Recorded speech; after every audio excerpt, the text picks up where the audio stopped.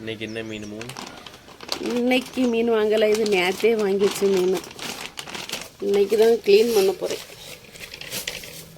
என்ன மீன் கிடச்சிருக்குன்னா குதிப்பும் கொளிச்சாலையும். குதிப்பு வந்து குழம்புக்கு நல்லாயிருக்கும். மீன் ரேட்டும் அதிகமாக இருக்கும், விலை அதிகம்தான், ஆனால் குழம்புக்கு சூப்பராக இருக்கும்.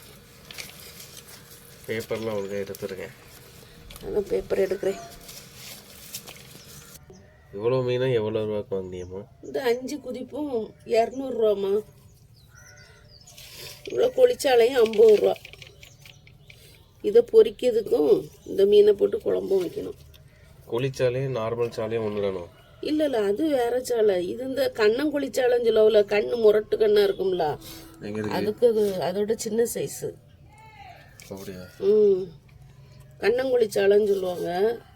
கண் வந்து நல்ல பெரிய கண்ணாக இருக்கும். அதில் இது சின்ன மீன்.